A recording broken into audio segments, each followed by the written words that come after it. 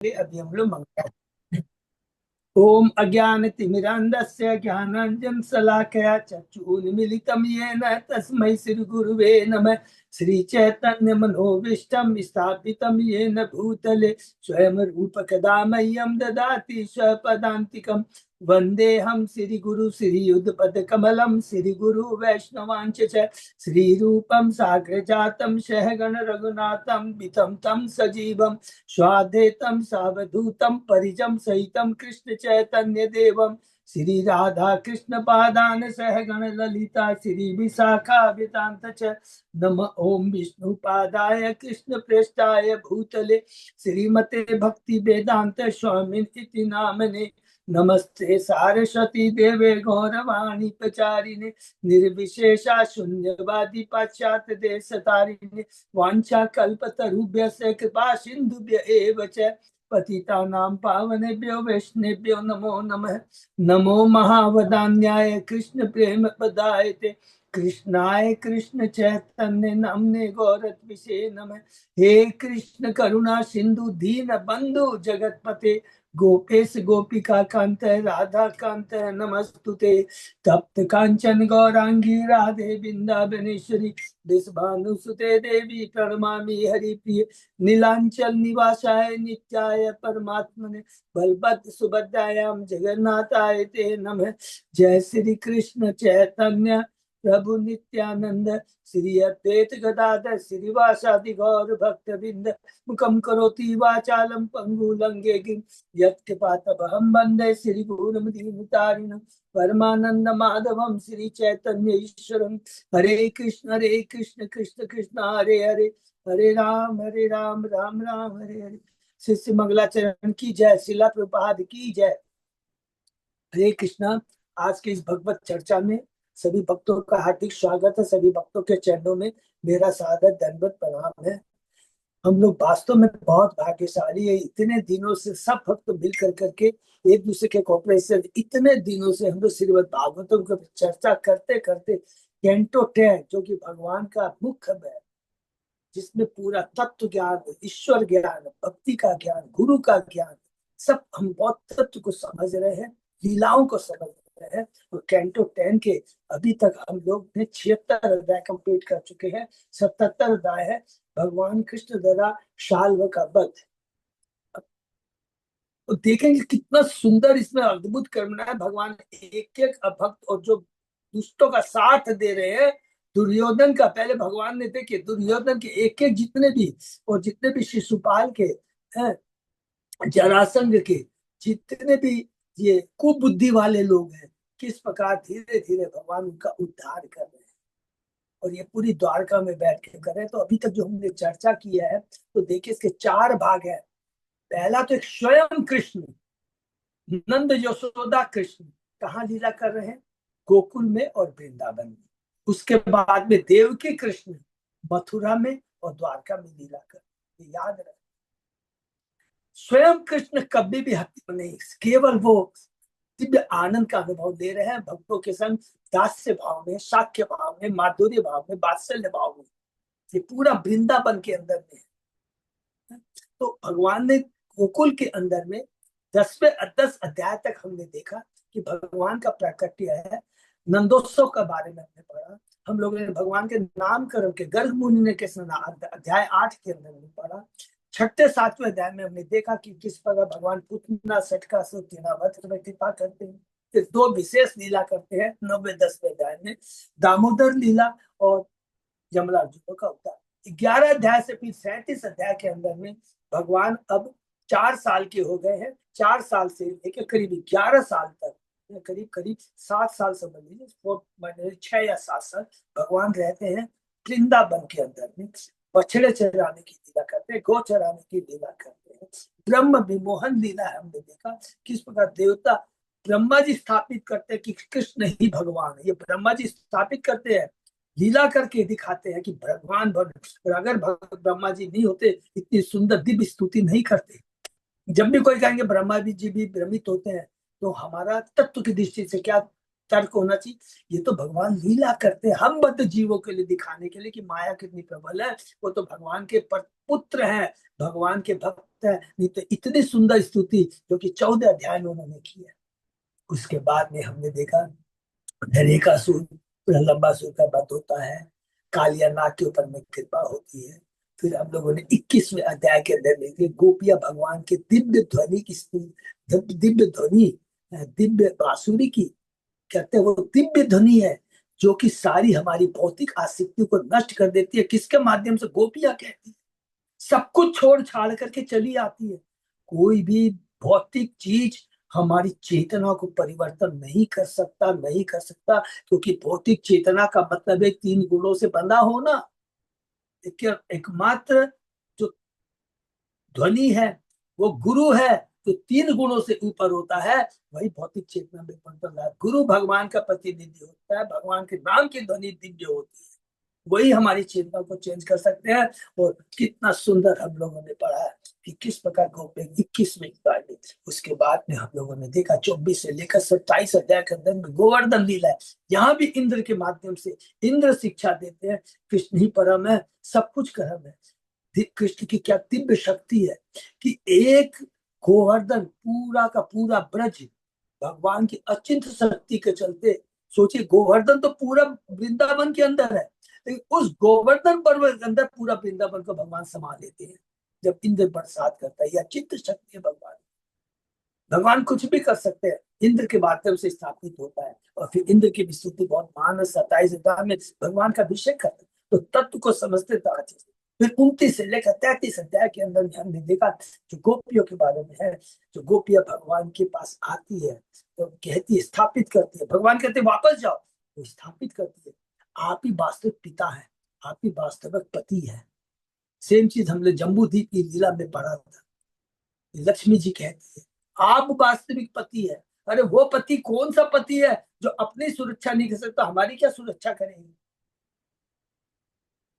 ये बहुत सुंदर तत्व स्थापित करती है। और भगवान फिर स्वीकार करते हैं कि तुम्हारी भक्ति के सामने मैं झुकता हूँ, ब्रह्मा के जीवन का भक्ति को मैं ऋण नहीं चुका सकता। उसके बाद में 36वें अध्याय में बहुत सुंदर है, श्याम कुंड राधा कुंड का प्रकट है, अरिष्टासुर का बंध करते हैं, जिसके उसके उपलक्ष्य में श्याम कुंड राधा कुंड उत्पन्न होता है, प्रकट होता है। 37वां लास्ट अध्याय है जिसमें केशी और बोमासुर का वध होता है। 48 अध्याय से लेकर फिर 50 अध्याय में हम ये कह सकते हैं मथुरा की लीला है। अंकुर आते हैं, भगवान को लेकर जाते हैं, गोपियां बहुत नाराज होती है। 39 अकुल की स्तुति है 40 अध्याय में बहुत, वो भी देखिए भगवान का भक्त है, इसलिए नहीं कि कंस की बात आकर करके बोला मेरे को क्या लेना देना है, मैं तो कंस की नौकरी करता हूँ, कोई बात नहीं है, कृष्ण का कुछ भी नहीं। भाव क्या है? अरे कंस किस भाव से बुलाता मुझे मतलब नहीं, मुझे तो मेरे परम आराध्य देव भगवान श्री कृष्ण बलराम के दर्शन होने चाहिए। क्योंकि जब भगवान और भगवान की भक्ति शक्ति पर विश्वास होता है तो ब्रह्मांड में कोई भी भौतिक शक्ति हमारा कुछ भी नहीं बिगाड़ सकती। उज्ज्वलन उदाहरण है प्रहलाद महाराज, इतना सुंदर है। देखिए कितने विपदा आती है, देवता तक घबरा के भाग जाते हैं, देवलोक को छोड़ के भाग जाते हैं, लेकिन प्रहलाद का टस से मस कुछ नहीं कर सकते। ये होता है कि अगर भगवान भगवान के भक्तों का सहारा देंगे तो ज्ञान का मिलता है, मनुष्य निर्भय हो जाता है, स्वतंत्र हो जाता है, कृष्ण भक्त हो जाता है। ये है भक्ति की शक्ति। तो ये बहुत सुंदर हम लोगों ने पढ़ा। उसके बाद में हमने देखा कि किस प्रकार भगवान मथुरा आते हैं, युग का धनुष तोड़ते हैं, हाथी कलवानट हाथी को मारते हैं, कंस को मार करके मथुरा वाली को कंस के अत्याचार से उद्धार करते हैं। फिर भगवान चले जाते हैं सांदीपनि मुनि के आश्रम में। भगवान 64 दिन में 64 कला सीखते हैं। भगवान उद्धव को 46 से 48 अध्याय में वृंदावन भेजते हैं, हम बद्ध जीवों को सिखाने के लिए कि वृंदावन के जो भक्त है गोपियों की भक्ति परम है। उद्धव स्वीकार करता है। भगवान एक जगह कहते हैं, कैंटो लहर में हम लोग पढ़ेंगे, बहुत एक एक चीज तक भगवान कहते हैं, हे उद्धव जितना मुझे शिव न ब्रह्मा न शंकरसन न स्वयं उतना मुझे प्रिय है जितना कि तुम प्रिय हो। ये उद्धव के लिए भगवान कहते हैं। और उस उद्धव के माध्यम से सिखाते हैं कि देखो गोपियों की जो भक्ति है परम है। बृहद भागवतम में हम यही चीज पढ़ेंगे। इतना सुंदर जब समय मिलेगा, सनातन गोस्वामी का इतना सुंदर है कि वास्तव में किस तरह स्टेप बाय स्टेप जाके बताते हैं कि गोपियों में भी गोपियां ही परम है, उनकी भक्ति परम है, उसमें राधा रानी सर्वोत्तम है। हर चीज का भगवान स्थापित करना चाहते हैं कि गोपियों की भक्ति परम है। तो उद्धव के माध्यम से 47 46 47 में पढ़ा। 49 में भगवान भेज देते हैं अक्रूर को हस्तिनापुर, क्योंकि अब भगवान जाने वाले हैं कहाँ पर, द्वारका जाकर के लीला करने वाले हैं। अक्रूर को भेजते हैं। 50वें में जरासंध मथुरा पर 17 बार आक्रमण करके तो हार जाता है। भगवान कृष्ण छोड़ की करते हैं। 18वें युद्ध के समय में द्वारका की स्थापना करते हैं। बहुत सुंदर विश्वकर्मा द्वारका की स्थापना करता है। और भगवान जाने के पहले मुचकुंद के ऊपर कृपा कर देते हैं, क्योंकि मुचकुंद भगवान का परम भक्त है। और उसके बाद में 52 अध्याय से लेकर देखते हैं कि भगवान श्री कृष्ण और रुक्मणी की लीला है। रुक्मणी की लीला है जिसमें तत्व क्या है, श्रवण से ही, जिसका बच्चा श्रवण से सीखता है। और श्रवण से क्या होता है, रुक्मणी जब भगवान के बारे में सुनती थी तो उसके भगवान के प्रति चरणों में भक्ति जागृत हो जाती है। इर्द गिर्द वातावरण को नहीं देखती है कि मेरा भाई मेरे को तकलीफ करेगा, शिशुपाल डिस्टर्ब करेगा, कोई नहीं। वो भक्ति की शक्ति हमको बना के रखती है। माता सीता देवी को देखिए ना, रावण के राज्य में थी, घबराई क्या, क्योंकि कृष्ण को अपनी चेतना में सदैव रखी थी। तो वो चेतना है, वो दिव्य है, वो शक्ति है जो हमको बना के रखेगी। इस भौतिक जगत में तो हमारी भी तो वही सिचुएशन है। चारों तरफ कलयुग है, कला है, अल्पायु अल्प बुद्धि है, लेकिन हरि नाम ही हमको बचा के रखेगा। तो ये चीज हम लोगों ने देखा किस प्रकार रुक्मणी की लीला 52 53 54 अध्याय में। 55 अध्याय के अंदर में हमने देखा भगवान श्री कृष्ण रुक्मणी के पुत्र हैं प्रद्युम्न, और किस प्रकार वो संबर के चंगुल से निकल करके आते हैं। 56 अध्याय में भगवान ने और पटरानियां 8 पटरानी है। तो सबसे पहले रुक्मणी, उसके बाद में जामवंती, उसके बाद में सत्यभामा। सबसे पहले दूसरी है जामवंती है, याद रखना। फिर जामवंती को ब्याह करके आते हैं, फिर संयुक्त मणि वापस लेके आते हैं। तब उसको सत्ताजीत को समझ में अपना गिल्टीनेस फील होती है कि मैंने गलती किया, और अपनी पुत्री सत्यभामा को देते हैं, वो तीसरी है। और उसके बाद में 57 अध्याय में सत्याजीत का वध हुआ है। ये दिखाने के लिए कि ये जो धन होता है, ये जो सब सोना ये सब होता है, ये आपत्ति के कारण है। अगर हम इसको अपने भोगने की चेष्टा करेंगे, क्योंकि हमने पढ़ा है कैंटो 1 के अध्याय में, परीक्षित महाराज ने 4 चीजों में कली को नहीं रहने दिया, चौथा 5वां स्थान किया, सोना दिया था। सोना का मतलब ये हुआ कि अगर सोने के प्रति आसक्ति होगी तो वो कलह का कारण बनेगा, क्योंकि उसमें कली वास करती है। किसके, अगर हम अपने इंद्रिय के लिए यूज करते हैं, तो भगवान की सेवा में लगाते हैं तो कुछ नहीं होगा।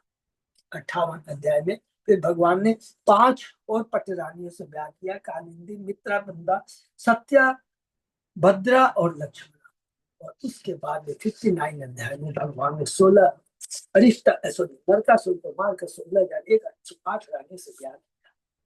60वें अध्याय में एक बहुत दिव्य लीला है, रुक्मणी के संग भगवान का परिहास, जिसके अंदर में रुक्मणी स्थापित करती है, जिसका ब्रह्मा इंद्र स्थापित करते हैं लीला के माध्यम से। ये भगवान जो आपकी भक्ति करता कभी धोखे में नहीं रहता, जीत ही जीत में रहता है। क्योंकि आपकी भक्ति करके मनुष्य क्या बन जाता है, बुद्धिमान बन जाता है, तेजस्वी बन जाता है आध्यात्मिक दृष्टि से। और आध्यात्मिक दृष्टि से जो तेज बन जाता है, उसकी बुद्धि स्थिर हो जाती है, वो कभी भ्रमित नहीं होता, अच्छा ये करूं, अच्छा ये करूं।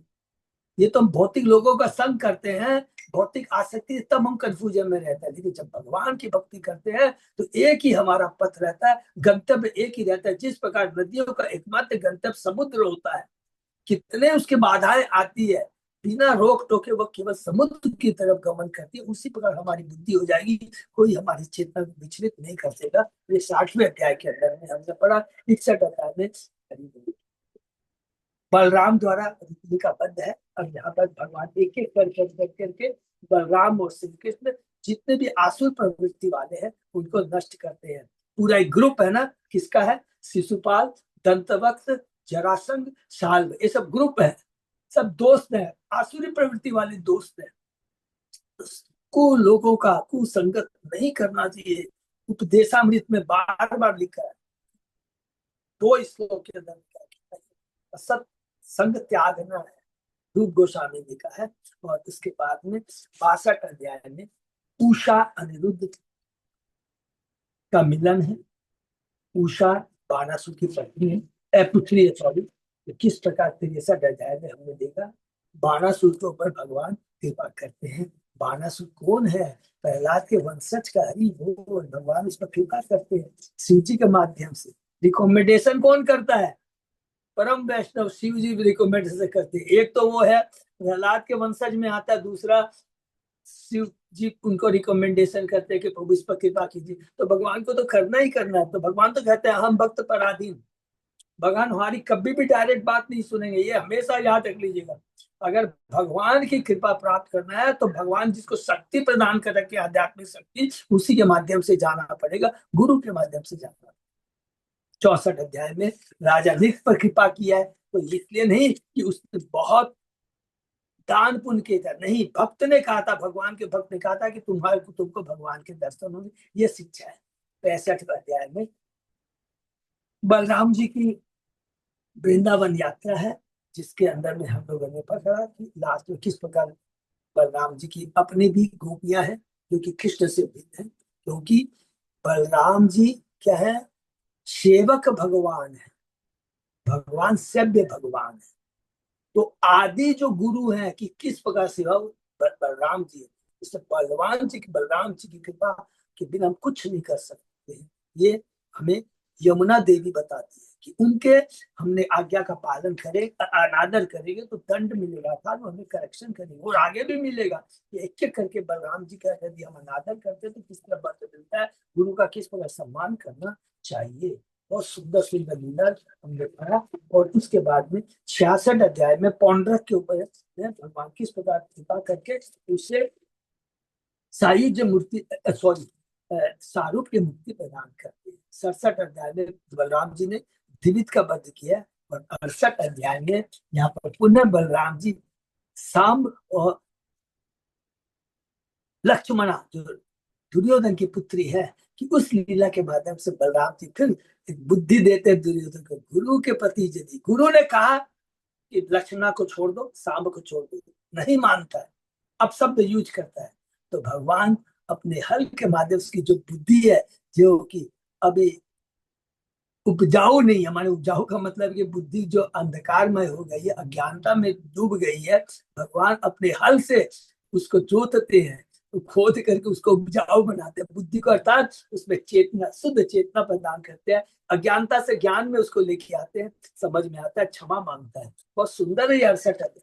फिर 59 अध्याय में नया पड़ाव है ये, जिसके अंदर में अब भगवान जी को क्या करना, आगे जाना, आगे बढ़ना है। आगे बढ़ कर करके पांडवों पर कृपा करनी है, असुरों का वध करना है। तो वहां पर नारद जी आते हैं, भगवान की एक एक महलों में जाते हैं, और 16,108 महलों के अंदर में भगवान एक ही समय में किस प्रकार अपनी पत्नियों के संग में वर्णाश्रम धर्म का पालन करते हैं। तो यहाँ पर दो चीज है, कैसे वर्णाश्रम धर्म का पालन करना चाहिए, और दूसरा भगवान के ऐश्वर्य के बारे में, भगवान कुछ भी कर सकते हैं, कुछ भी कर सकते हैं, कोई आश्चर्य की बात है। ये भावना हमारे मन में होनी चाहिए, तो दिव्य आनंद, दिव्य शक्ति का अनुभव होगा। 71 अध्याय में भगवान अब चले आते हैं, 70 अध्याय में भगवान के पास संदेश आता है राजाओं का जो बंदी बनाए गए हैं जरासंध के द्वारा। और इधर में नारद जी आते हैं स्वयं, अरे भाई आपका शिष्य पांडव युधिष्ठिर अश्वमेघ ऐसो राष्ट्रीय करना चाहता है। इसमें भगवान तुरंत उद्धव से सलाह लेकर निकल जाते हैं इंद्रप्रस्थ की तरफ, जिसका वर्णन 70 अध्याय है, 71 अध्याय में, सॉरी, वर्णन है कि भगवान किस प्रकार इंद्रप्रस्थ को आते हैं। इसके बाद में 72 अध्याय के अंदर में हमने देखा कि किस प्रकार भगवान आते हैं, इंद्रप्रस्थ में रहते हैं, प्लानिंग करते हैं, और युधिष्ठिर के माध्यम से उनको भाइयों को कहते हैं कि तुम लोग जाके दिग्विजय करो, धन लेके आओ। और उसके बाद में जरासंध का वध होता है, किसके माध्यम से? भीम के माध्यम से भगवान जरासंध का वध करते हैं। ये जरासंध को मारने का श्रेय भगवान जरासंध को, जितने भी टॉप है देखिएगा, हमारे टॉप असुर प्रवृत्ति भगवान ने नहीं मारा, भगवान ने सब इन्हीं को अपना किया है। जरासंध को ले लीजिए।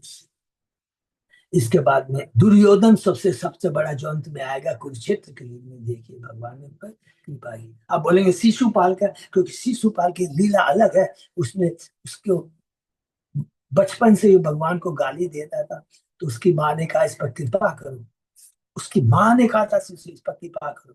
तब कहता था "हे मौसी या क्या, कि मैं तब तक इसको क्षमा कर दूंगा जब तक 99 इसके अपराध को माफ करूंगा, जैसे सो होगी तुम इस पर कृपा करो। तो खुद उसकी माँ चाहती थी कि कृष्ण की उस पर कृपा हो, इसलिए भगवान ने शिशुपाल को अपने हाथ से उसे कृपा प्रदान किया। तो हर चीज के पीछे तत्व है, लीला है। 73 अध्याय के अंदर में हमने देखा किस प्रकार बंदी राजाओं को अब मुक्त करते हैं भगवान श्री कृष्ण। वो भगवान की भक्ति करते हैं, सारी कलुषित चेतना खत्म हो जाती है। आप बोलेंगे प्रभु उनकी कौन सी कलुषित चेतना की? वो चेतना उनकी कलुषित की कि मैं राजा हूँ। वो कह हम अपने को बोले नहीं हम राजा नहीं, हम तो आपके दास हैं। अरे इसने मेरा बुरा किया, जरासंध ने हमको बंद दिया, नहीं ये तो हमने कर्मों का फल है। क्योंकि क्योंकि आपकी इच्छा के बिना एक पत्ता हिल नहीं सकता है, स्थापित करते हैं राजा ने। सोचिए कितनी बड़ी तत्व की बात है। हम हर किसी को दोष दे देते हैं, लेकिन तत्व ज्ञान रहेगा, कृष्ण की शरण में रहेंगे, कृष्ण की वाणी सुनेंगे, तो हमको समझ में आ जाएगा कि एक्शन में वास्तव में अगर कुछ भी होता है बिना कृष्ण के परमिशन के, नॉलेज के बिना नहीं होता है। कुछ भी होता है तो माँ के पास जाना चाहिए, कृष्ण के पास चलने, कृष्ण हमको समझाएंगे देख तुमने ऐसी एक गलती की थी, और ये जो तुमको दिखता है बाहरी दृष्टि से ये दंड है, लेकिन ये तुम्हारे पर तुम्हारे भलाई के लिए मैंने तुझे दंड दिया है। ये कृष्ण समझाए जो कि राजाओं को समझ में आता है। 74 अध्याय के अंदर में फिर उसके बाद में हमने देखा राष्ट्रीय यज्ञ होता है, किस प्रकार शिशुपाल कर भगवान कृपा कर देते हैं। अब उसके आगे देखिए, रुक्मी मारा गया, जरासंध मारा गया, शिशुपाल मारा गया, और उसके बाद में हम लोग देखा 75 अध्याय में किस प्रकार दुर्योधन का मान मर्दन करते हैं। तो यहाँ पर भी ये नहीं समझना कि भगवान होकर के देखिए कि किस प्रकार उकसाते हैं भक्तों को, नहीं। भगवान को तो लीला करनी है कि किस प्रकार दुर्योधन का घमंड उसको उकसाना है, गुस्से में आएगा और पांडव के चरणों में अपराध करेगा, भगवान पर करेगा, और तब कुरुक्षेत्र का युद्ध होगा और सारे आशीर्वाद वालों को भगवान अर्जुन के माध्यम से मारेंगे। ये उद्देश्य है 75 अध्याय में दुर्योधन का मार्गदर्शन। मार्गदर्शन को मालूम है कौन सी लीला है? कि मैं दानव ने एक ऐसा सुंदर पांडव के लिए महल बनाया था, जहां जल होता है वहां दिखाता पानी नहीं है, और जहां पानी है वहां दिखाई देता है कि इस स्थल हमारे जल नहीं है। तो उसी तरह दुर्योधन भ्रमित हो जाता है, जल में गिर जाता है, सब पांडव केवल युधिष्ठिर को छोड़ के हंसते हैं, और भगवान ने कहते परमिशन देते हैं हंसो। बहुत सुंदर लीला है। 76 अध्याय में हमने देखा साल्व तथा वीरसों के मध्य युद्ध होता है। साल्व कौन है? वही जरासंध का मित्र है, वही शिशुपाल का मित्र है, और किस प्रकार उसको शिव जी की प्रार्थना करता है, शिव जी प्रसन्न हो जाते हैं और उसे एक यंत्र उड़ने वाला एक तो यान वायुयान देते हैं जिसका नाम है शौक। वो लेकर के आता है, और भगवान श्री कृष्ण उस समय द्वारका में नहीं रहते हैं। तब प्रद्युम्न आता है, युद्ध करता है, बहुत सुंदर युद्ध करता है, लेकिन युद्ध में जब घायल हो जाता है तो उसका सारथी उसे वापस ले आता है। तो वो अपने सारथी पर बहुत फटकारता है।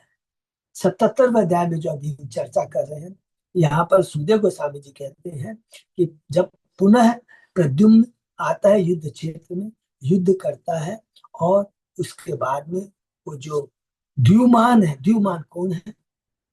साल्व का सेनापति है, उसको मार देता है। और इधर में भगवान जब पता लगता है, वो तो अंतर्यामी है कि यहाँ पर साल्व ने अटैक किया है, द्वारका पर आते हैं और अपने रथ पे बैठ कर करके आते हैं।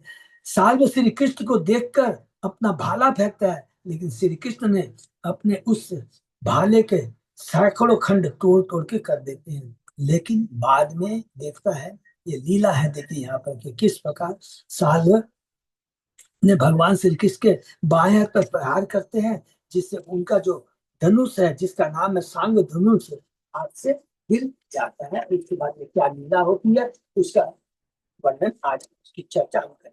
आज ओम नमो भगवते वासुदेवाय, ओम नमो भगवते वासुदेवाय। ओम नमो भगवते वासुदेवाय।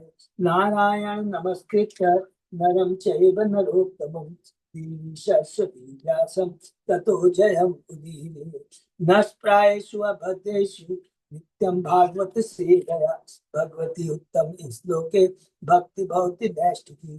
कृष्णाय वासुदेवाय देवकी नंदनाय च नंद गोप कुमाराय गोविंदाय नमो नमः। आराधयो भगवान ब्रजेश तनय ततधाम वृंदावनम रमया काचित् उपासना व्रजवधू हरिहर कल्पिता। श्रीमद्भागवतम प्रमाणम अमलम प्रेमापमतो महा श्री चैतन्य महाप्रभो मतमिदं तत् आदरो न पर। हरे कृष्ण कृष्ण कृष्ण हरे हरे हरे राम राम राम हरे हरे। कैंटो 10 अध्याय 77 श्लोक नंबर 16। बहुत बहुत धन्यवाद। प्रच्युत अचेतास्तु। तो हम लोग ये भगवान श्री कृष्ण है, उनके हाथ से शंखधनुष गिर गया है। उसके बाद देखा हाहाकारो महानाशित भूतानाम तत्पश्यताम निनद्य शोभराट उच्चे इदमाह जनार्दनम। जो यह घटना देख रहे थे वो सब हाहाकार करने लगे। तब शोभ के स्वामी ने तेजी से गरज कर जनार्दन से इस प्रकार कहा। शोभ के स्वामी माने साल।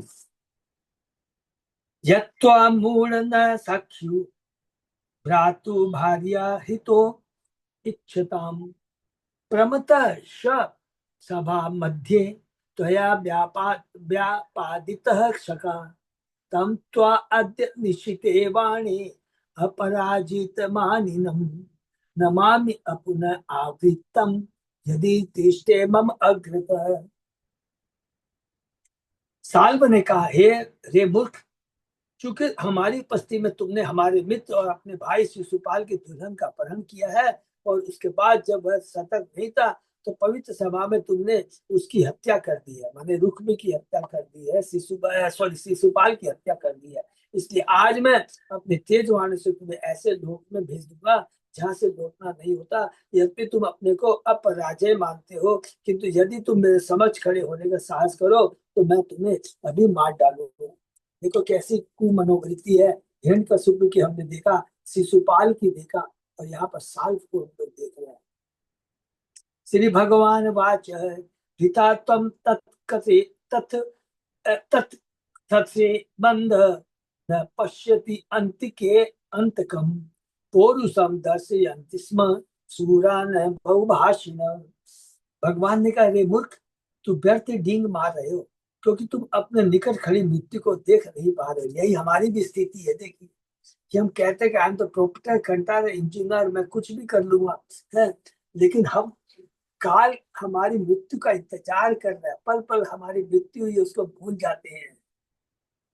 असली वीर कभी अधिक बातें नहीं करते, अपितु कार्य करके अपना पौरुष प्रदर्शित करते हैं। वो बकबक न करके वो कार्य करते हैं।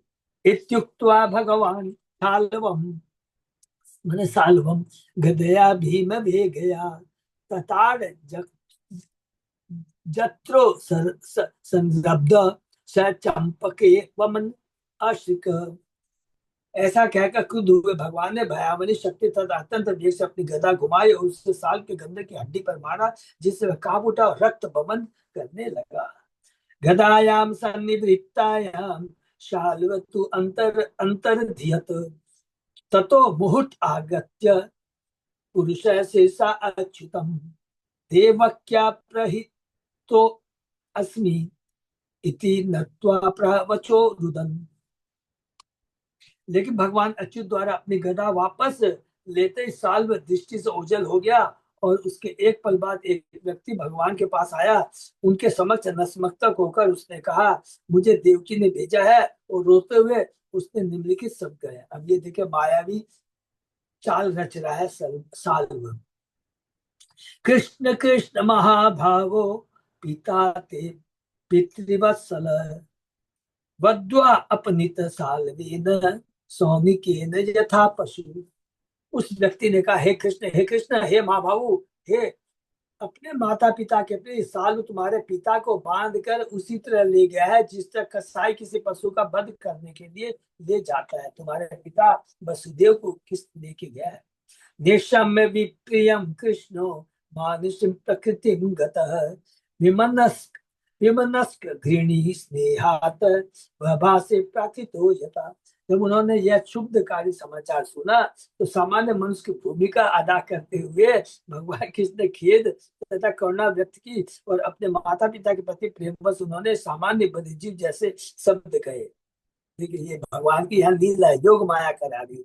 कथम राम असंभ्रांतम जित्वा अजेयम सुरासुरे सालवेनाल पीसे अल अल पीयसानीता पिता में बलवान विधि। भगवान कृष्ण ने कहा बलराम सदैव सतर्क रहने वाले हैं और कोई देवता या असुर उन्हें पराजित नहीं कर सकता।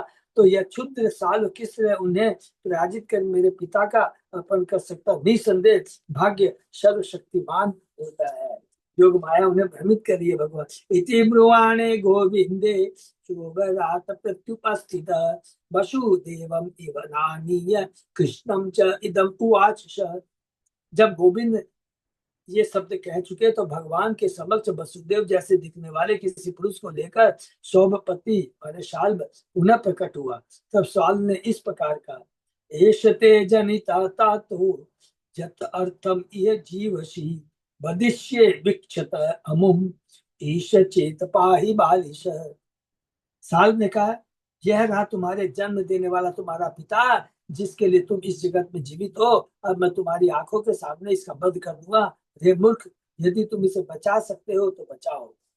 एवं निर्वत्स्य मायावी खंडेन आनक दुंदुभि माने वसुदेव उत्कृत्य सिर आदाय खैस्तम शोभम समाविशत।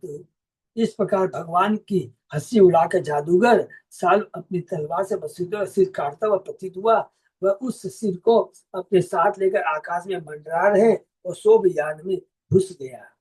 मायावी साल ततो मुहूर्तम प्रकृतो उपल उप उपपल्लुतः स्वबोध आस्ते स्वजनानु संगतः महानुभाव तत अबुध्यत आशुरीं मायां ससाल्व प्रसितां मयो उदिताम्। भगवान कृष्ण स्वभाव से ही ज्ञान से पूर्ण है और उनमें असीम अनुभूति की शक्ति है। तो भी प्रियजनों के प्रति महान स्नेहवश एक क्षण के लिए वे सामान्य प्राणी की मुद्रा में लीन रहे। लेकिन उन्हें तुरंत स्मरण होया कि यह तो मय दानव द्वारा सृजित आसुरी माया है जिसे साल काम में ला रहा है। ये पूरा आसुरी जो ये है ना मय दानव द्वारा सृजित ये आसुरी माया है। न तत्दूतम न पितु कलेवरम प्रबुद्ध आजो संपश्यत अच्युत स्वाप्नम यथा चांबर चारिणम रिपुम सोमस्थम आलोक्य निहंतुम उद्यत। अब असली इस परिस्थिति से प्रति सचेष्ट भगवान अच्युत ने अपने समक्ष युद्ध भूमि में न तो दूत को देखा न अपने पिता के शरीर को। ऐसा लग रहा था मानो वे स्वप्न से जागे। तब अपने शत्रु को अपने ऊपर शोभयान में उठता देखकर भगवान ने उसे मार डालने की ठानी की। अब भगवान ने का बहुत लीला हो चुकी है, अब इसे मारना है। एवं एवं वदन्ति राजर्षे ऋषय केचनान्विता यत् स्ववाचो विरुध्येत नूनम तेन स्मरन्ति उत। हे राजर्षि, यह विवरण कुछ ऋषियों द्वारा दिया हुआ है, किंतु जो इस तरह अतार्किक ढंग से बोलते हैं वे अपने ही पूर्ववर्ती कथनों को भुलाकर अपनी बात काटते हैं। यदि कोई यह सोचा कि किस सचमुच ही साल के जादू से मोहग्रस्त हो गए और सामान्य जन की तरह शोक कर रहे थे तो ऐसा मत तार्किक एवं विपरीत है। कभी भी हमको सोचना ही नहीं चाहिए, तुरंत माइंड में आना चाहिए अरे भगवान तो अद्भुत कर्मना लीला कर रहे हैं। जिस तरह जरासंध से हारने का नाटक किए तो क्या वास्तव में भगवान डर गए थे क्या जरासंध से? नहीं, तुरंत समझ लेना ही भगवान की लीला है, क्योंकि यह सर्वविदित है कि कृष्ण भगवान है। हरि बोल, दिव्य है और सर्वोपरि है। इसकी और अधिक व्याख्या अगले श्लोकों में हुई है। क्वशोक मोह स्नोह वा भयम वा ये अज्ञ संभव क्वचा खंडित विज्ञान ज्ञान ऐश्वर्य तो अखंडित। भला शोक मोह स्नेह या भय जो कि अज्ञान जनित है किस तरह से अनंत भगवान को प्रभावित कर सकते हैं। अरे शोक मोह और भय तो ये भौतिक चीजों से संबंधित है, तीन गुणों से संबंधित है। शोक मेरा चला गया, मोह ये मेरा है, भय ये चला नहीं जाए। क्योंकि जो असत्य होता है टेम्परेचर से रिलेटेड होता है, लेकिन भगवान तो तीन गुणों से ऊपर है। इस तरह वो भगवान को तीन गुण कैसे प्रभावित कर सकते हैं, जिनकी अनुभूति ज्ञान तथा शक्ति सारे के सारे भगवान की ही तरह ही अनंत है। श्री प्रभुपाद लिखते हैं शोक खिन्नता तथा मोह जो बद्धजीवियों के लक्षण है, किंतु भला ऐसी बातें परम पुरुष को किससे प्रभावित कर सकती है जो ज्ञान शक्ति समझ ऐश्वर्य से पूर्ण है। वास्तव में यह बिल्कुल संभव नहीं है कि भगवान कृष्ण साल के योगमय जादूगिरी से गुमराह हो गए। वे तो मनुष्य लीला कर रहे थे। हरि बोल। इसको हम लोग समझ, भगवान मनुष्य लीला कर रहे थे। भगवान के सारे महान टीकाकार इस निष्कर्ष पर पहुंचा कि शोक मोह आसक्ति तथा भय जो कि जीव के अज्ञान से उत्पन्न है कभी भी भगवान की दिव्य लीला में उपस्थित नहीं रह सकते। श्री रूप गोस्वामी ने इस बात को समझाने के लिए श्री कृष्ण की लीलाओं से अनेक उदाहरण दिए। उदाहरण, जब ग्वाल बाल अघासुर के मुंह में चले गए थे तो कृष्ण को ऊपरी आश्चर्य हुआ था। इसी तरह जब ब्रह्मा जी कृष्ण के ग्वाल बालों मित्रों से बछड़ों को ले गए थे तो भगवान पहले तो उन सब की खोज करते रहे, माने वे जानते ही ना हो कि सब कहाँ है। अरे भगवान को तो मालूम है ये किसने चुराए हैं। ब्रह्मा के भगवान लीला करते हैं, अरे मुझे मालूम नहीं है, क्योंकि भगवान को लीला करनी है। भगवान को क्या लीला किसने करनी है? भगवान को गोपियों को, बछड़ों को, गायों को तुष्ट करना है। कोई भगवान को पुत्र के रूप में चाहती थी, गाय चाहती थी मेरा स्तनपान करे, यंग गोपियां चाहती थी कृष्ण हमारा पति बने। अरे उस भक्तों की लीला, भक्तों की भक्ति से प्रसन्न होकर उनकी इच्छाओं को पूरा करने के लिए भगवान ने ये ब्रह्म विमोहन लीला की है। इस तरह भगवान सामान्य मनुष्य की भूमिका अदा करते हैं ताकि वे अपने भक्तों के साथ दिव्य लीलाओं का आस्वादन करें। मनुष्य को चाहिए कि कभी वह भगवान को सामान्य व्यक्ति न माने, जैसा कि सुखदेव गोस्वामी इस श्लोक में तथा अगले श्लोकों में बतलाते हैं। ये सुखदेव गोस्वामी जी बता रहे हैं भगवान को कभी साधन नहीं माना जी। यत पाद से वो उर्जित्या आत्म विद्या हिन्वंती अनादि आत्म विपर्य ग्रहम लभंत लभंते आत्मीयम अनंतम ऐश्वरम कुतो मोह परमस्य सतगति। भगवान के भक्तगण भगवान के चरणों पर की गई सेवा से प्रचलित आत्म साक्षात के कारण अध्यात्म बुद्धि को दूर कर देते हैं। आत्म साक्षात्कार की मैं शरीर नहीं आत्मा हूँ, भगवान का अंश हूँ, भगवान मेरे शाश्वत पिता है, शाश्वत रक्षक है, मालिक है। तो जब उस चेतना में रहते हैं तो उनको अध्यात्म बुद्धि के लेवल पर हम कैसे मान सकते हैं? अध्यात्म बुद्धि मतलब जो तीन गुणों से बंधे हुए हैं। तो भगवान का शुद्ध भक्त भी तीन गुणों से ऊपर होता है। क्लियर यहाँ पर लिख रहे प्रभुपा जी, जो अनंत काल से आत्मा को मोहग्रस्त करती रही है। कौन? अध्यात्म बुद्धि, तीन गुण। इस तरह उनकी निजी संगति में नित्य कीर्ति प्राप्त करते हैं। तब भला वे ब्रह्म जो कि समस्त विशुद्ध संतों के गंतव्य है मोह के वशीभूत कैसे हो सकते हैं? हरि बस स्वयं भगवान कैसे वशीभूत हो सकते हैं? उपवास करने से शरीर क्षीण हो जाता है तो मन सोचता है कि मैं क्षीण हो गया। उसी तरह कभी कभी बद्ध जी सोचता है कि मैं सुखी या दुखी हूँ। यह अध्यात्म बुद्धि पर आधारित विचार है। किंतु भगवान कृष्ण चरण को सेवा करके ही भक्तगण, देखिए भक्तगण देहात्म बुद्धि से मुक्त हो जाते हैं। ये बहुत इंपॉर्टेंट बात लिखा है। देहात्म बुद्धि से मुक्त हो जाते हैं, भगवान के भक्त है, गुरु आचार्य सब तीन गुणों से ऊपर है। तो फिर भगवान को ऐसा मोह किसी की भी किसी भी तरह कैसे भी प्रभावित कर सकता है जब भगवान के भक्तों को प्रभावित नहीं करता है। और जो जिनको भगवान से कृपा शक्ति प्राप्त होती है, दिव्य शक्ति प्राप्त होती है, तो भगवान कैसे भ्रमित हो सकते हैं? तम शस्त्र पूगे प्रहरंतरो प्रहंत मोजशा सालवम सरे शौरी अमोघ विक्रम विद्रुवा अछिन्नत वर्म धनु शिरो शिरोमणि शोभम च शस्त्रो गदया रुरोज। जब साल बड़े वेग से उन पर अस्त्रों की झड़ लगाए हुए था तो अमोघ पराक्रम वाले पवित्र पराक्रम वाले भगवान श्री कृष्ण ने साल पर अपने बाण छोड़े। हरि बोल।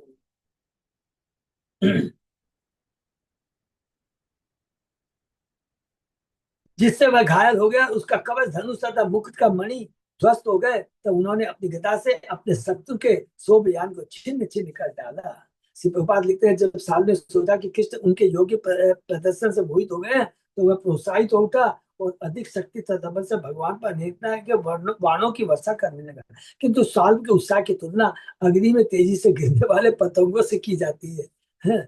भगवान कृष्ण ने अपार शक्ति के साथ बाण फेंककर साल को घायल कर दिया, जिससे उसके कवच धनुष तथा रथ जिंदगी मुकुट टुकड़े टुकड़े होकर बिखर गए। कृष्ण की गदा के प्रहार से साल्व का अद्भुत विमान चूर चूर होकर समुद्र में गिर गया। साल्व की नगण्य योग शक्ति, साल्व की देखिए क्या वर्ड लिखा है, साल्व की नगण्य योग शक्ति कृष्ण को मोहित नहीं कर सकी। इसी तथ्य का यहाँ पर बलपूत प्रदर्शन हुआ है, क्योंकि नहीं कर सकती इसलिए लिखेंगे, याद करें, क्योंकि भगवान तो योगेश्वर है, सारे योगियों के भी ईश्वर है। जो जितनी बड़ी योग योग करता है, कुछ भी करता है, अरे उसके तो मालिक तो भगवान, वास्तव में भगवान ही तो असली योगेश्वर है। सारी योग विद्या सब तो भगवान से ही आती है। चाहे कितना ही बड़ा ज्ञानी हो, तपस्वी हो, ध्यानी हो, सब भगवान से ही आता है। तत् कृष्ण हस्तो ऋतया विचूर्णितम पपात तो ये गदया सहस्रधा विसृज्य तत् भूतलमा आस्थितो गदाम उद्दम्य शालवो अच्युतम अभ्यगात श्रुतम। भगवान कृष्ण की गदा से हजारों खंडों से चूर चूर हुआ सोम विमान समुद्र में गिर गया, जो शिव भगवान ने उसको दिया था। साल ने इसे छोड़ दिया और पृथ्वी पर खड़ा हो गया। उसने अपनी गदा उठाई और भगवान अच्युत की ओर लपका। आधावत सगदम तस्य बाहुम बलेन चित्वा अथ रथांगम रथांग रथांगम अद्भुतम वदाय साल्वस्य लयार्क सन्निभम विभद्र वब्बो शार्क इवोदयाचल। जब साल उनकी ओर झपटा तो भगवान ने एक भाला छोड़ा और उसकी उस भाव को काट दिया जिसमें गदा थी। अंत में शाल का वध करने का निश्चय करके भगवान कृष्ण ने अपना सुदर्शन चक्र उठाया, जो ब्रह्मांड के प्रलय के समय दिखने वाले सूर्य जैसा लग रहा था।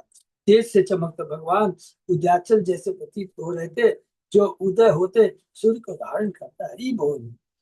जारतेने शिरसा कुंडलम किरीटयुक्तम पुरमायिनो हरि व्रजेन वृतस्य यथा पुरंदरो बभूहायेति वचतता निनाम।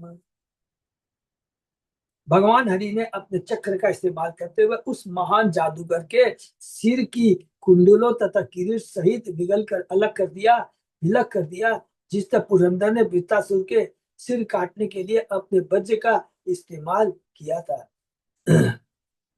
यह देखकर साल्व के सारे भाई हाय हाय कहकर चिल्ला पड़े। हरि बोल। तस्मिन् निपतिते सॉरी तस्मिन् निपतिते पापे शोभे च गदया हते नेदु दुदुम्बयो राजन् दिवि देवगणेरिता सखीनाम् अपचितिं कुर्वन् दन्तवक्रोरुषा अभ्यगात्। जब पापी साल के मृत हो जाने तथा उसके शोभयान के विनाश हो जाने से देवताओं द्वारा बजाई गई धुंधुमी से आकाश गूंज उठा, तब अपने मित्र की मृत्यु का बदला लेने की इच्छा से दंतवक्र ने बहुत कुपित होकर भगवान पर आक्रमण कर दिया। श्री भगवान की जय। अब लास्ट भगवान बोल रहे हैं कि अब कुरुक्षेत्र के युद्ध के पहले भगवान ने लास्ट जो है जय विजय, अब ये कौन है, विजय, जय मारा गया शिशुपाल और उसका दंतवक, उसका पितृ अब दंतवक। अब भगवान इसकी लीला करेंगे। इस प्रकार से भागवत के दशम के अंतर्गत भगवान कृष्ण द्वारा शाल्व की हत्या शीर्षक 70वें 70 अध्याय का शिल भक्ति सिद्धांत स्वामी प्रभुपाद के विनीत सेवकों द्वारा रचित तात्पर्य पूर्ण हुआ। तो हम लोग शुरू कर सकते हैं, टाइम हमारे पास में। अध्याय 78 दंतवक विदुर तथा रोम हर्षण का वध बहुत इंपॉर्टेंट अध्याय देखिएगा। इसमें बहुत है कि बलराम जी कैसे रोम हर्षण को मारते हैं, दंत को कैसे कृष्ण मारते, बहुत सुंदर है। कैसे मारे मारते मारे कृपा करते हैं। रोम हर्षण कौन है? सुत गोस्वामी के पिता है। सब याद है। उस पर कृपा करते, उसका वध करते। यह अध्याय बताता है कि भगवान कृष्ण ने किस तरह दंतवक्त तथा विदुरथ को मारा और वे कैसे वृंदावन गए और फिर द्वारका लौट आए। इसमें उसका विवरण है कि बलदेव ने किस तरह युद्ध के लिए आए सोम हसत सुत को मारा। अपने मित्रसाल की मृत्यु का बदला लेने पर उतारू दंतवक्त अपने हाथ में गदा लिए युद्ध में पकड़ लिया। श्री कृष्ण ने भी अपनी गदा उठाई और उसके समक्ष आए। तब दंतवक्त ने कटु वचन कहकर भगवान का पान किया और उनके सिर पर भीषण प्रहार किया। इससे श्री कृष्ण बिल्कुल हिले डुले नहीं, अपितु दंतवक्त की छाती को चीर कर उसके हृदय को छिन्न भिन्न कर दिया। दंतवक्त का एक भाई था जिसका नाम विदुर था। वह दंतवक्त की मृत्यु सुनकर किंतु विमूढ़ हो गया। वह अपनी तलवार लेकर भगवान श्री कृष्ण का सामना करने आए, किंतु भगवान ने अपने सुदर्शन चक्र से उसका भी सिर काट दिया। तब भगवान कृष्ण 2 मास के लिए वृंदा गए और अंत में द्वारका लौट आए। जब बलदेव जी ने सुना कि कौरव तथा पांडव युद्ध करने वाले, हरि बोल, जब बलदेव जी ने सुना कि कौरव तथा पांडव युद्ध करने ही वाले हैं, तो तटस्थ बने रहने के उद्देश्य से तीर्थ यात्रा पर जाने के बहाने उन्होंने द्वारका छोड़ दिया कि भाई देखो मैं इस चक्कर में पड़ने वाला नहीं हूँ। क्योंकि दुर्योधन भी तो बलराम जी का शिष्य है, जिनको उन्होंने गदा चलाना सिखाया। उन्होंने प्रभास, और यहाँ पर भी बलराम जी की जाने की तीर्थ यात्रा में जाने में इसके अंदर भी उद्देश्य है। बहुत सुंदर सुंदर, ये भी भगवान तो अद्भुत करना है, अद्भुत कर्मणा है। उन्होंने प्रभास, त्रितकूप तथा विशाल जैसे पवित्र स्थानों में स्नान किया और अंत में पवित्र नेमिशरण वन में पहुंचे, जहाँ बड़े बड़े ऋषि अग्नि यज्ञ कर रहे थे। जहाँ एक और एकत्र ऋषियों द्वारा पूजित होकर उन्हें सम्मानित पद प्रदान किया। वही वक्ता के आसन पर बैठा रोमहर्षण सुत उनके सम्मान में खड़ा नहीं हुआ। इस अपराध से अत्यंत कुपित होकर बलराम ने कुछ घास के तिनके की नोक से छूकर रोमहर्षण को मार डाला। केवल घास के तिनकों पर टच कर एकत्र ऋषिगण बलदेव के इस कृत्य से विचलित हो गए और उनसे इस पर बोले, आपने अनजाने एक ब्राह्मण का वध किया है तथा हमारी विनती है कि यद्यपि आप वैदिक आदेशों से ऊपर है, आप इस पाप का प्रायश्चित करके आम जनता के लिए पूर्ण आदर्श स्थापित करें। तो यहाँ पर भगवान स्थापित करना चाहते हैं कि ब्राह्मणों की हत्या नहीं करना चाहिए। जब श्री बलदेव ने इस वैदिक कथन का कि पुत्र स्वयं पिता के रूप में जन्म लेता है अनुसरण करके रोमहर्षण के पुत्र उग्रश्वा को पुराणों से वक्ता का पद प्रदान किया और ऋषियों की इच्छा उग्रश्वा को अचूक संवेदात्मक क्षमता सहित दीर्घ आयु प्रदान करने का वायदा किया। माने सुतदेव को ऋषियों के लिए कुछ और करने की इच्छा से बलदेव ने बल्लबल नामक असुर का वध करने का वचन दिया, जिसने यज्ञशाला को दूषित कर रखा था। अंत में ऋषियों के कहने पर वे भारत के समस्त पवित्र स्थानों की 1 वर्ष तक तीर्थ यात्रा करने के लिए सहमत हो गए। श्री शुकवाच है शिशुपालस्य साल्वस्य प्रोण्डस्य अपि दुर्मति पर लोक गता नाम च कुर्वन् परोक्ष श्रोहिदम् एक पदाति संक्रुद्धो गदा पाणि प्रकंपयन् पद भयाम इमाम महाराज महासत्वो व्यदृश्ययत्। सुखदेव गोस्वामी ने कहा, अन्य लोगों को गए हुए शिशुपाल साल्व तथा फोंटर के प्रति मैत्रीभाव होने से दुष्ट दंतवक्त बहुत ही क्रुद्ध होकर युद्ध में प्रकट हुआ। ये राजा एकदम अकेला पैदल एवं हाथ में गदा लिए उस बलशाली योद्धा ने अपने पद चाप से पृथ्वी को हिला दिया। दंतवक्त ने तम तथा आयंतम आलोक्य गदामादया सतवर अप अवलप्तुल्य रथात कृष्ण सिंधु वेले प्रत्यधात। दंतवक्त को पास आते थे भगवान कृष्ण ने तुरंत अपनी गदा उठा ली, वे अपने रथ से नीचे कूद पड़े और आगे बढ़ रहे अपने प्रतिद्वंदी को रोका जिस तट समुद्र को रोक रहा है। कौन है? आमने दंतवक्त जय विजय भगवान का द्वारपाल है। श्री प्रभुपाद लिखते हैं, जैसे कृष्ण दंतवक्त के समक्ष प्रकट हुए उसकी वीरतापूर्ण अग्रगति तुरंत रुक गई, जिससे सागर की अत्यंत भयावनी लहरें किनारे द्वारा रोक दी जाती है। गदाम उद्यम्य कारुषो मुकुंदम प्राह दुर्मद दिष्टया भवान अद्य मम दृष्टि पथम गतः। अपनी गदा उठाते हुए करुष के दुर्मद राजा ने भगवान मुकुंद से कहा, अहो भाग्य कि तुम आज मेरे समक्ष आए हो। श्री सिद्ध स्वामी बताते हैं कि 3 जन्मों तक प्रतीक्षा, बहुत ध्यान से सुनेंगे पढ़ेंगे, 3 जन्मों तक प्रतीक्षा करते रहने के बाद तब जो पहले बैकुंठ में द्वारपाल था, अब बैकुंठ लोग जा सका। अतः उसके कथन का दिव्य भाव यह है, मैं कितना भाग्यशाली हूँ कि आज मैं बैकुंठ में अपनी वास्तविक स्थिति में वापस जा सकता हूँ, क्योंकि मेरे प्रभु के आदेश के अनुसार जो वीर रस का आनंद लेने चाहते थे 3 युगों में पूरा हो चुका है। अब भगवान मुझे जल्दी से अपने बैकुंठ लोक में द्वारपाल के पोस्ट पे नियुक्त करो। बहुत आनंद होता है। त्वं मातुल्यो न कृष्ण मित्र ध्रुक माम जिगांससि अतः त्वाम गदया मंद हनिष्ये व्रज कल्पया। हे कृष्ण, तू मेरे भाई हो, किंतु तुमने मेरे मित्रों के साथ हिंसा की है और अब मुझे भी मार डालना चाहते हो। इसलिए रे मूर्ख, मैं तुम्हें अपनी वज्र सरीखी गदा से मार डालूंगा। आचार्यों ने इस श्लोक के तृतीय पद का वैकल्पिक व्याकरणिक विभाजन इस प्रकार किया है, अतः स्वाम गदया अमंत। इस तरह कहता है, हे कृष्ण, तुम अमंत मूर्ख नहीं हो, इसलिए अपनी शक्तिशाली गदा से तुम मुझे भगवत धाम भेज दोगे। ये इस श्लोक का गुण अर्थ आंतरिक मीनिंग है। क्या सुंदर आचार्य है, कैसे कैसे सुंदर अर्थ निकालते हैं। तर्हि अरण्यम उपेमि अज्ञ मित्राणामित वत्सल बंधु रूपम अरिम हत्वा व्याधिम देहचरम यथा।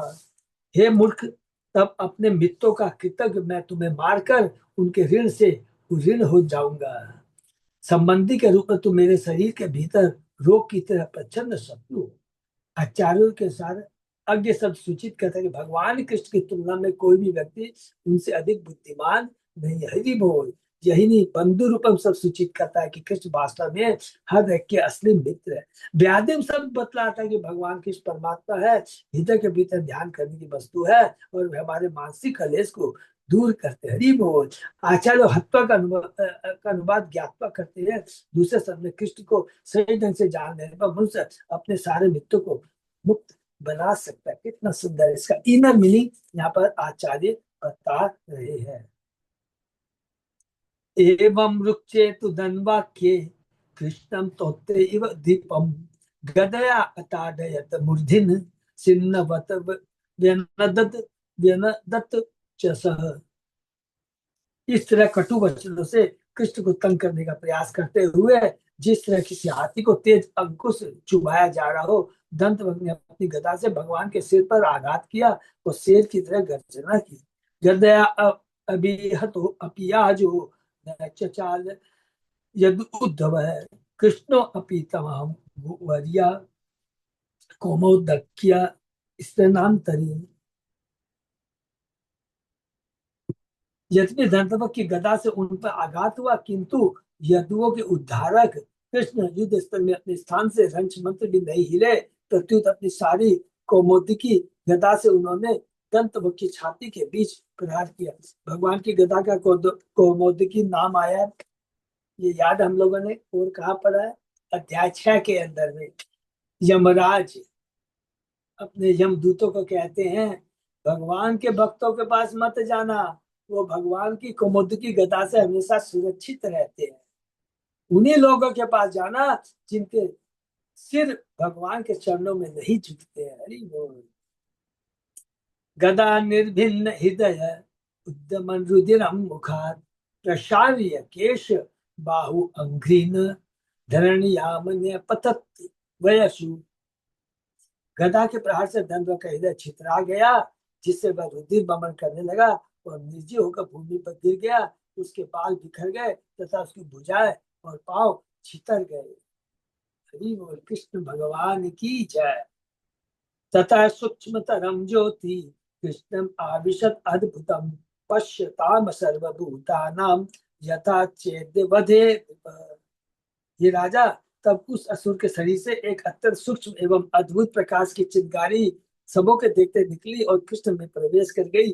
जिस तरह शिशुपाल मारा, ठीक उसी तरह जब शिशुपाल मारा गया था, तो जो जय का हाल हुआ, वही जय पर कृपा हुई, वैसे विजय पर कृपा हुई। शिशुपाल और कंत हरि बोल। और यहाँ पर जो 3 जन्मों में उन्होंने अलग अलग लीला की थी, हिरण्यकशिपु, हिरण्याक्ष, रावण, कुंभकर्ण, शिशुपाल और दंतवक्र, ये लीला यहाँ समाप्त होती है। तो भगवान के धाम विष्णु लोक जाकर के जय विजय द्वारपाल के रूप में पुनः स्थित हो जाते हैं।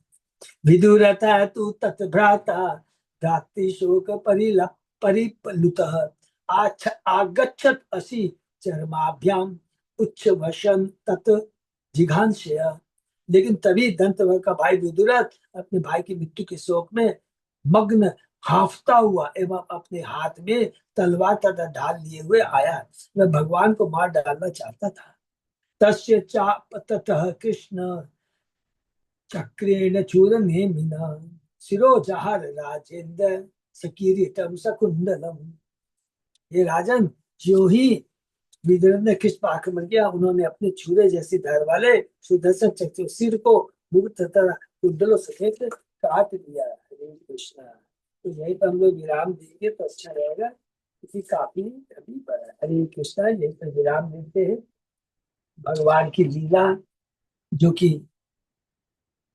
भगवान ने जय विजय के संग में किया है, और उस लीला के माध्यम से हिरण्यकशिपु की लीला हमने कौन से अध्याय में पढ़ी है? तीसरे कैंट, सॉरी, किसरे कैंटो में? तीसरे कैंटो में हिरण्याक्ष, 7वें कैंटो में हिरण्यकशिपु, फिर रावण, कुंभकर्ण, रामचरित मानस में, और इसके बाद में 10वां कैंटो में शिशुपाल और दंतवक्र पर भगवान कृपा करके, लीला करके एक ही चीज स्थापित करते हैं कि भगवान इस भौतिक जगत में जो आते हैं, अपने आत्माओं, अपने अंशों का उद्धार करने के लिए। बाहरी दृष्टि से देखता कि भगवान इसको मार रहे हैं, ये कर रहे हैं, ये नहीं। हमेशा देखिए कैसे हमारी चेतना है ना, जो विकृत चेतना जब हमारे रजोतम गुण में रहता, अच्छा इसने ऐसा किया, ये नहीं। जब तत्व को समझेंगे, भगवान की लीलाओं को सुनते सुनते सुनते भगवान के बारे में समझ में आ जाएगा, तब समझ में आएगा कि माँ कभी भी अपने बच्चे का, कभी भी ये नहीं चाहती है कि उसका भला न हो। ये सबसे इंपॉर्टेंट चीज है, बस याद रखें। एक ही श्लोक याद है, ममे वांसे जीव लोके जीव भूत। भगवान कहते हैं सारे मेरे अंश है। तो माँ अपने बच्चे के प्रति किस प्रकार कभी भी गलत कर सकती है, चाहे वो नटखट हो, चाहे बेचारे की बुद्धि नहीं हो, ज्ञानी नहीं हो। माँ का तो सदैव भाव रहता है कि ये सुधर जाए, इसका कल्याण हो जाए। और उस लीला के माध्यम से भगवान हम बद्ध जीवों को शिक्षा देते हैं कि तुम मेरे अंश हो। ये भौतिक जगत दुखालय है, ये रहने की जगह नहीं है। यहाँ केवल मरने वाले लोग ही आते हैं 3 गुणों से बंधते हैं, तकलीफ पाते हैं। कोई पुण्य कर्म करता है, कोई पाप कर्म करता है, दोनों ही बंधन का कारण है। एक को आप कुविषय कह लीजिए, एक को सुविषय कह लीजिए। विषय का मतलब क्या होता है? आसक्ति। सुविषय माने अच्छे कर्म करके आपकी आसक्ति होती है, कुविषय कुकर्म करके आसक्ति होती है। लेकिन दोनों ही बंधन का कारण, दोनों ही भौतिक जगत में रखते हैं। तो इस सुख दुख कुविषय सुविषय से बाहर निकलना हमको। ये भौतिक जगत में जब तक रहेंगे, ये उतार चढ़ाव, सुख दुख, लाभ हानि, जय पचय, संबंधों में विच्छेद, आपस में ये चलता ही रहेगा। किसी ने, हमको तो केवल भगवान की भक्ति का सहारा लेकर के इस कुएं से, इस भव सागर से हमें निकलना है। यही ज्ञान है गीता का, यही वास्तविक क्या है, हमारे जीवन को, मनुष्य जीवन को सार्थक बनाएगा। हरे कृष्ण। किसी का कोई प्रश्न है तो हम चर्चा कर सकते हैं, नहीं तो यहाँ पे विराम दे।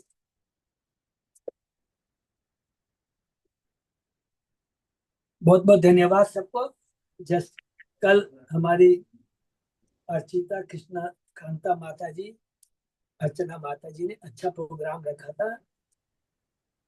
तो इसी तरह कि किस प्रकार भक्तों को आकृष्ट किया जाए। तो हमारे अच्युत आजाद दास प्रभु ने बहुत सुंदर व्यवस्था की थी, बहुत सपोर्ट किया, सब मिलके गए थे, तो हम लोगों ने प्रोग्राम किया था। तो इसी तरह जैसे हम भक्तों को नॉलेज में दे दे, तो इसी तरह हम लोग को और इस तरह और भक्तों को भक्ति में लाने के लिए हमें उन्हें प्रोत्साहित करना चाहिए, ठीक है ना। और 15 तारीख का जो प्रोग्राम बहुत बगल में आ गया है, और मेरे ख्याल से कार्ड सब भक्तों को मिल गए होंगे, और जो अनडिस्ट्रीब्यूटेड है, जो अभी डिस्ट्रीब्यूट नहीं हुए हैं, तो मेरे को थोड़ा बता देंगे तो मैं मंगवा लूंगा, तो जिससे कि दूसरे भक्त को दे दूंगा। जैसे एग्जाम्पल, कल पार्थो सारथी प्रभु का अचानक मेरे पास फोन आ गया, प्रभु मेरे को 50 कार्ड और चाहिए। तो फिर क्या, मैंने अपने कार्ड अभी नहीं दिए हैं, मेरे पास में रखे हैं। तो उसके बाद में मैंने ब्रज कुमार को फोन किया, वहां से कार्ड मंगवाया मैंने। तो इसलिए हम भी चेष्टा करेंगे कि अभी डिस्ट्रीब्यूट नहीं कर पाए, यदि कोई कमिटमेंट करता कि नहीं प्रभु मैं पहुंचूंगा, नहीं माता जी मैं पहुंचूंगा, तो उनके लिए हम लोग कार्ड रख देंगे कुछ, ठीक है ना। ये थोड़ा सा ध्यान रखें। हरे कृष्णा। अच्युत दास प्रभु और कुछ। प्रभु जी बस यही। थैंक यू सो मच प्रभु। हरे कृष्णा। ये तो अंदर मेरा शेष भक्तों का बहुत बहुत धन्यवाद। फिर आगे से नई विराम देते हैं, फिर कल सुबह 7 बजे। हरे कृष्ण प्रभु दंडक। प्रणाम।